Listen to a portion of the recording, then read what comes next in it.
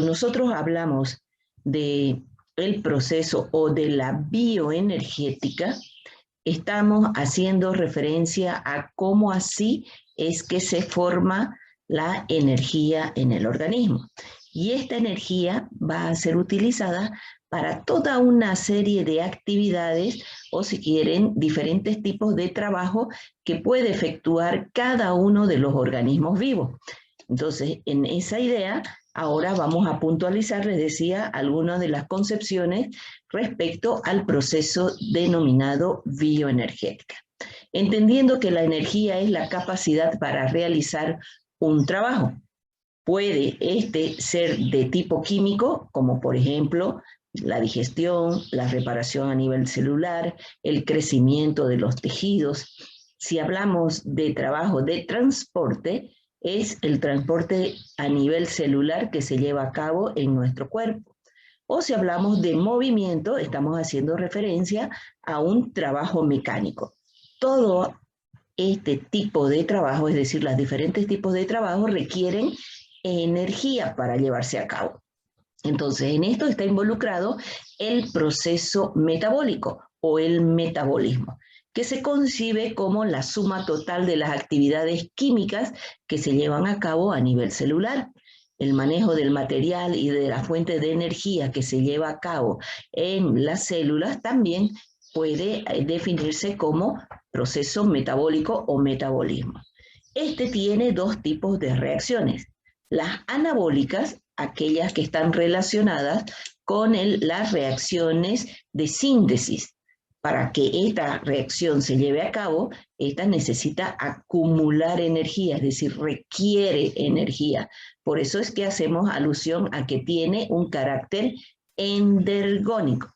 Para que se puedan formar estructuras más complejas, estas, de hecho, si están requiriendo energía, no tienen como característica ser una reacción espontánea. Contrario a ello, es lo que ocurre en las reacciones catabólicas o de degradación. Estas se caracterizan por liberar, por generar energía, por lo tanto tienen carácter exergónico. Partiendo de estructuras más complejas, van a liberar estructuras más simples. Estamos aquí hablando del catabolismo. Pueden, sí, ocurrir espontáneamente. Entonces, la relación de la energía está dada por aquella que promueve su formación, que es el catabolismo, donde las moléculas grandes se van a transformar en pequeñas.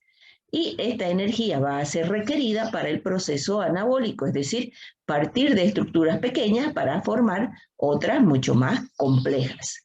En el caso del proceso metabólico, tiene una estrecha relación estos dos tipos de reacciones o dos grupos de reacciones, vamos a decir.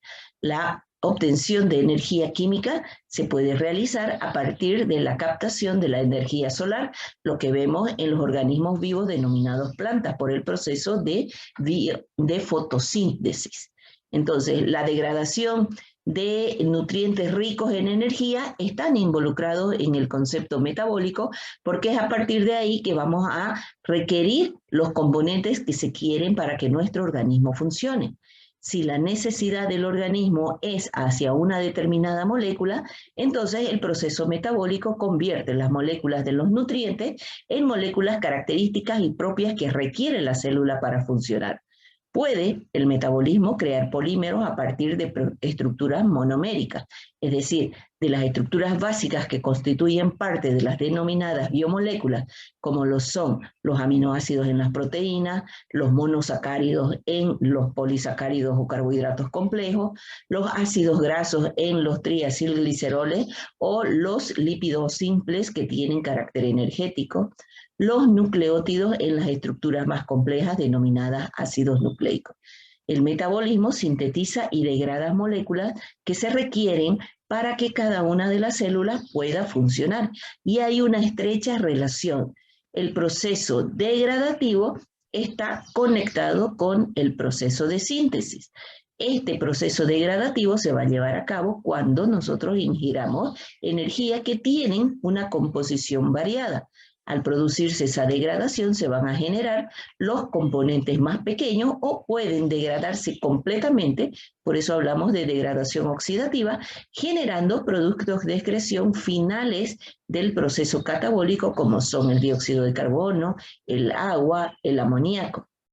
En ese proceso se van a generar componentes altamente reactivos conocidos como energía propiamente, como el NAD en estado reducido, el NAD fosforilado en estado reducido, el FAT en estado reducido, que van a generar algunas reacciones directamente en la molécula de ATP.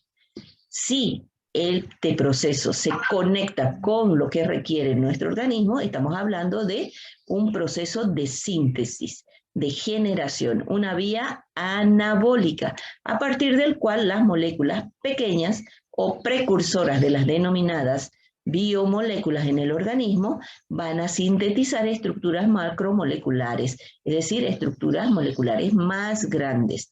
Para ello, vamos a requerir gastar energía. Por lo tanto, los componentes que están encargados de ese transporte energético van a volver a su condición inicial, es decir, en estado que han sufrido un proceso de reducción. Entonces, esa es la interacción que produce y que se lleva a cabo todo el tiempo en nuestro organismo. El proceso metabólico va a partir de dos funciones básicas que requiere nuestro organismo. Una de ellas, para sobrevivir y funcionar, habíamos dicho de que es la ingesta de alimentos. Nosotros para sobrevivir necesitamos alimentarnos. Entonces, los alimentos que pueden tener diferente composición, estamos hablando de carbohidratos, como por ejemplo presentes en las papas, de proteínas, por ejemplo, presentes en las carnes, de lípidos, por ejemplo, presentes en la mantequilla, que son parte de los componentes de nuestros alimentos que ingerimos en nuestra dieta diaria. Entonces, al incorporarse, desde el punto de vista funcional, se va a llevar a cabo el proceso de digestión, que químicamente nosotros la vamos a asumir como un proceso catabólico, donde estos nutrientes que son para nosotros componentes energéticos, porque todos ellos van a degradarse a partir del proceso metabólico, generando moléculas más pequeñas y productos finales que constituyen componentes energéticos, como les decía, el dióxido de carbono, el agua y el amoníaco. En este proceso, todos los carbohidratos van a sufrir procesos oxidativos, van a degradarse, y no solo los carbohidratos, sino también los lípidos y las proteínas, a partir de los cuales van a generarse compuestos altamente reactivos considerados como energía química que se requiere para que se lleve a cabo el proceso de síntesis, donde las moléculas pequeñas van a ser utilizadas para generar estructuras más grandes que requieren las células, los tejidos o el mecanismo de conexión y transporte en nuestro cuerpo. Entonces, todo este ciclo o conexión del catabolismo con el anabolismo va a continuar produciéndose en la medida en que nuestro organismo lo requiera. Ahora, si nosotros hablamos del metabolismo, que estamos diciendo que es la transformación de las moléculas, y le incorporamos el término energético, entonces aquí nos circunscribimos a describir lo que sucede cuando las moléculas se transforman o con la finalidad de generar energía. Entonces, si hablamos del metabolismo energético, este se va a caracterizar por la ingestión calórica que proveen los alimentos. Todo este proceso tiene un mecanismo de regulación que se está efectuando en forma continua. Los procesos oxidativos van a permitir el uso de energía. La síntesis metabólica de reserva energética se constituye uno de los procesos que se lleva a cabo a nivel celular, preveyendo la falta de ingesta de alimentos y constituyéndose el medio en el cual nuestro organismo provee energía. La fijación de energía en el organismo se lleva a cabo fundamentalmente a nivel mitocondrial. Las pérdidas de energía se hacen también en forma de calor y este es un mecanismo que tiene nuestro cuerpo para mantener nuestra temperatura corporal. Fundamentalmente, nosotros cuando hablamos del metabolismo energético hacemos alusión a los carbohidratos. Dentro de los carbohidratos, la molécula de glucosa se constituye el principal combustible del organismo. Todas las moléculas en nuestro cuerpo van a tender a transformarse en glucosa para que esta glucosa, a partir del proceso glucolítico, pueda degradarse generando estructuras más pequeñas que en condición aeróbica, es decir, en presencia de oxígeno, va a ser utilizado a nivel de la mitocondria para generar energía en forma de ATP. Pero puede esta ser utilizada también en condiciones anaeróbicas, es decir, donde haya ausencia de oxígeno. Muchas células en nuestro organismo pueden hacer uso de los carbohidratos para generar energía en ausencia de oxígeno, generando, por ejemplo, el ácido láctico como componente, o pueden también generar alcohol como producto de la degradación. Entonces, en ese sentido, la transformación de las moléculas están referidas a la generación de energía, por eso es que hablamos del metabolismo energético. Y cuando queremos hacer hincapié en la descripción de cómo así se forma la energía en el organismo, hacemos alusión al proceso bioenergético. Si desglosamos lo que implica este término, hablamos de energético en relación a energía, la energía que va a ser sintetizada en nuestro organismo, y hablamos de proceso como secuencia de reacciones químicas o vías metabólicas que se requieren para que la generación de energía se lleve a cabo. El organismo debe ser capaz de producir energía para tanto funcionar, estamos hablando del metabolismo basal, o para realizar ejercicio físico, es decir, el metabolismo de actividad. Este proceso energético se concluye con conjunto de reacciones químicas por el que diferentes moléculas, generalmente precedentes de la alimentación, van a liberar energía. Estas se llevan a cabo a nivel mitocondrial. Y el proceso bioenergético está constituido por 3 vías metabólicas: el ciclo de Krebs, la cadena respiratoria y la fosforilación oxidativa, que nosotros hacemos relación con aquel proceso vital para nuestro organismo que viene a ser la respiración. Y cuando hablamos de la respiración se lleva a cabo a nivel celular, por eso es que hablamos de la mitocondria. Recordarán ustedes que la mitocondria se constituye el pulmón de la célula, donde se va a hacer uso del oxígeno que nosotros inspiramos para que a través de vías metabólicas, de secuencias de reacciones químicas, ese oxígeno sea utilizado para la generación de energía. Entonces, el proceso bioenergético está constituido por el ciclo de Krebs, que se lleva a cabo a nivel de la matriz mitocondrial, la cadena respiratoria, que se lleva a cabo a nivel de la membrana interna mitocondrial, y la fosforilación oxidativa, que tiene también la ejecución a nivel de la membrana interna mitocondrial. Entonces, cuando hablamos del proceso bioenergético de la síntesis de energía, nosotros en primera instancia vamos a describir cada una de estas vías metabólicas, empezando por el ciclo de Krebs, para que se conecte con la cadena respiratoria y la fosforilación oxidativa y tengamos como fin común la generación de la molécula de ATP. Todo este proceso bioenergético se va a desarrollar en 3 etapas. La primera, que involucra la generación de la acetilcoenzima A como sustrato del proceso bioenergético. Aquí hay que hacer hincapié de que no es el sustrato exclusivo de este ciclo, lo vamos a ver adelante.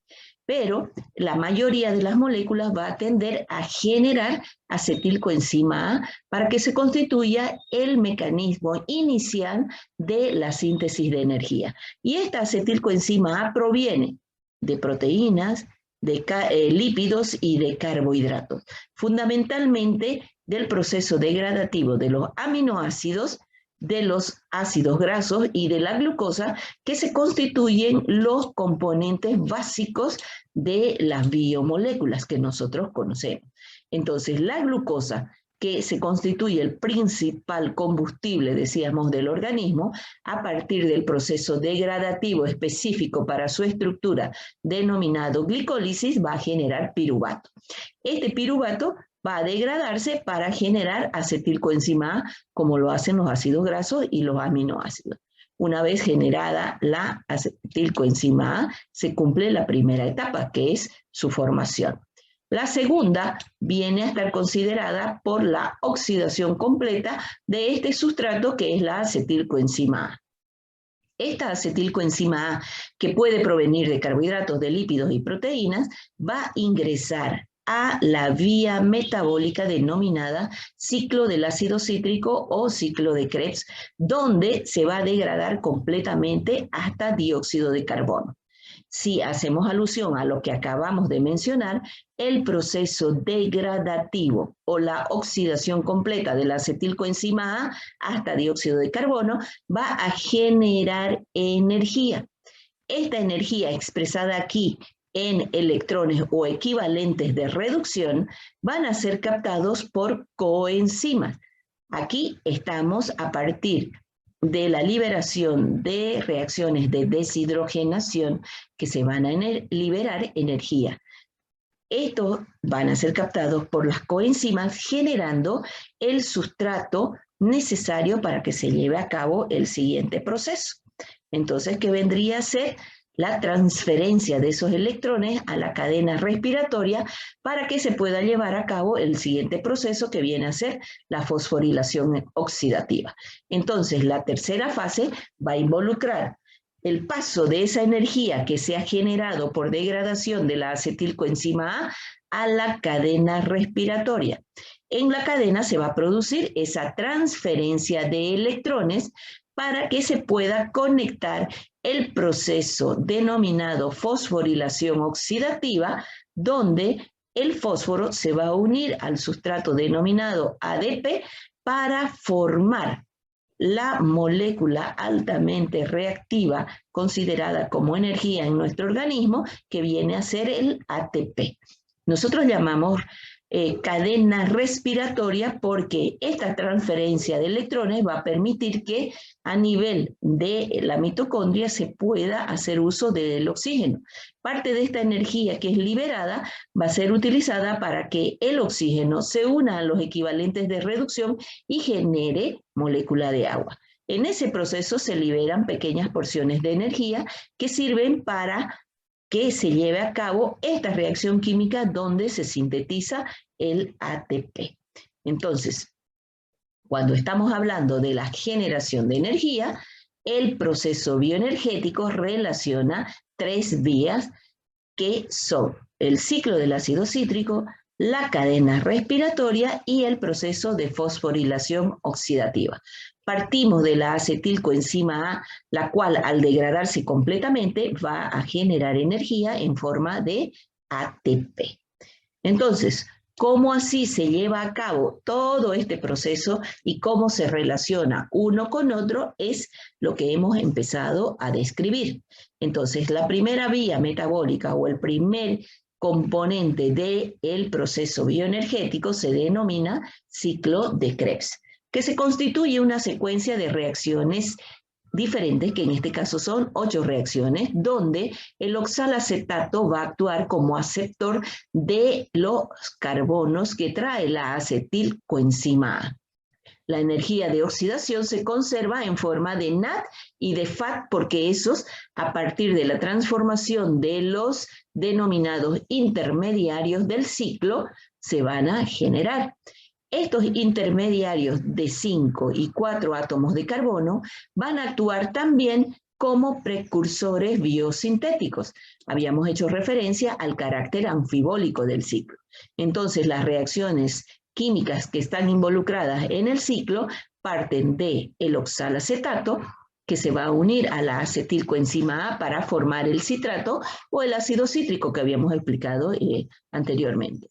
El citrato genera el isocitrato, formando espontáneamente y de forma transitoria el cisaconitato para generar el isocitrato, el cual se va a transformar en alfa-cetoglutarato, en succinilcoenzima A, la succinilcoenzima A en succinato, en fumarato, en malato, para regenerar la molécula del oxalacetato. Esta se constituye una vía metabólica de carácter cíclico. Partimos del oxalacetato y volvemos a regenerar la misma molécula de oxalacetato. Cada uno de los componentes formados son denominados intermediarios metabólicos, porque en la medida en que se van formando, pueden ser utilizados desde el ciclo en el proceso de su formación para ser utilizados en la síntesis de otro tipo de moléculas.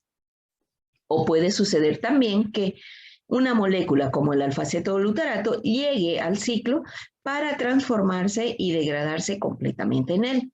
Entonces, estos van a constituirse diferentes componentes que estructuralmente tienen características diferentes y que se van a transformar en la medida en que cada una de las enzimas sufra un proceso de activación y pueda catalizar la reacción en la cual está descrita. Las enzimas involucradas pertenecen a diferentes tipos de grupos en las cuales son clasificadas las enzimas, que varían en relación al tipo de reacción en la cual van a intervenir. Estamos hablando de la citratosintasa, de la conitasa, de la isocitrato deshidrogenasa, del alfa-cetoglutarato deshidrogenasa, de la succinilcoenzima A sintasa, de la succinato deshidrogenasa, de la fumarasa y de la malato deshidrogenasa. Si ustedes observan aquí, todas aquellas enzimas que pertenecen al grupo de las oxidorreductasas y están involucradas en una reacción de deshidrogenación son las que van a ser responsables de generar la energía expresada y captada por una coenzima en forma de NAD en estado reducido. Esta deshidrogenación que se va a llevar a cabo aquí, estamos hablando de una reacción de oxidorreducción, donde al liberarse hidrógeno se está liberando energía química. Esta energía, que no la vamos a expresar aquí en electrones, sino en forma de equivalentes de reducción, es decir, esta molécula se está transformando, está liberando energía expresada en hidrogeniones que se liberan. Entonces, estos van a ser captados por la coenzima NAD en 3 reacciones que provoca la deshidrogenación. Otra de las reacciones de deshidrogenación que se lleva a cabo a partir del succinato va a ser captado por la coenzima FAT. Entonces, estos se constituyen los componentes altamente reactivos, o si quieren ustedes, la energía que ha sido liberada en el ciclo va a estar expresada a partir de estas coenzimas. Pero si hablamos del ciclo, aquí también se lleva a cabo un proceso denominado de fosforilación oxidativa, donde se genera también un componente altamente reactivo como ser el GTP. Este GTP puede reaccionar con ADP para sintetizar ATP como molécula energética expresada y formada en el ciclo de Krebs. Entonces, si hablamos de las reacciones que se llevan a cabo en el ciclo, entonces vamos a tener que fundamentalmente está referido a la síntesis de energía. Pero algo de lo que no debemos olvidar es que el carácter anfibólico que tiene el ciclo se manifiesta a nivel celular en relación a cuál sea la necesidad de la célula que presenta en el determinado momento para participar el ciclo como proceso de síntesis o proceso de degradación de las moléculas. Entonces, esto se va a manifestar en cada uno de los intermediarios que van a intervenir o que van a ser formados en el proceso denominado ciclo de Krebs. Por ejemplo, el citrato puede ser utilizado para sintetizar ácidos grasos. El alfa-cetoglutarato se puede utilizar para sintetizar aminoácidos o para formar purinas y pirimidinas, que vienen a ser las bases nitrogenadas que forman parte de los ácidos nucleicos. la succinilcoenzima A, para formar la porfirina que es necesaria para la síntesis de la proteína que contiene el hemo en su estructura.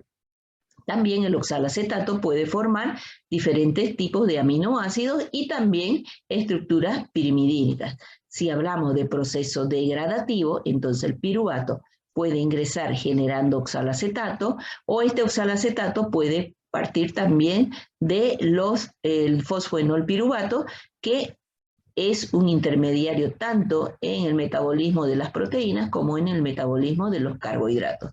Generar oxalacetato, o podemos hablar que el piruvato genere malato y de esta manera incorporarse para que se degraden en el proceso denominado vía metabólica como ciclo de Krebs.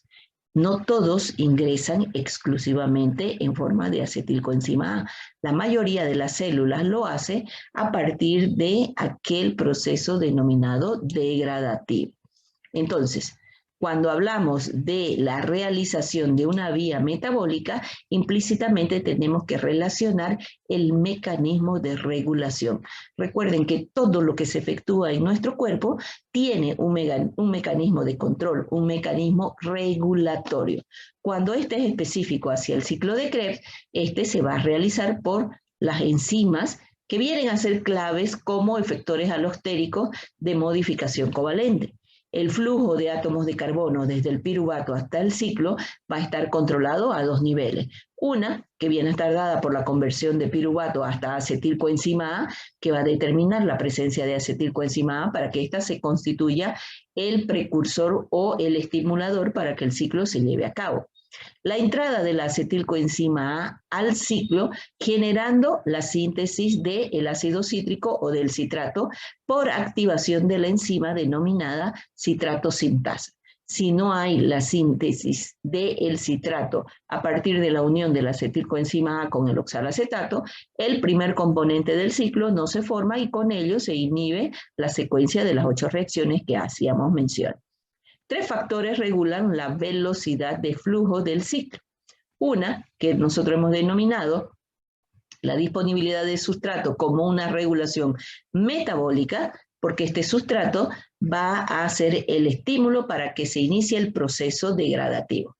La inhibición a cargo de los productos acumulados. Si hay presencia de gran proporción de ATP en el medio, entonces no va a llevarse a cabo el ciclo para la generación de energía. La retroinhibición alostérica, que va a estar dada por la presencia del ATP, que va a ser uno de los inhibidores de la enzima citratosintasa. Si no hay la citratosintasa, no se une la acetilcoenzima A con el oxalacetato y por lo tanto tampoco se lleva a cabo el ciclo.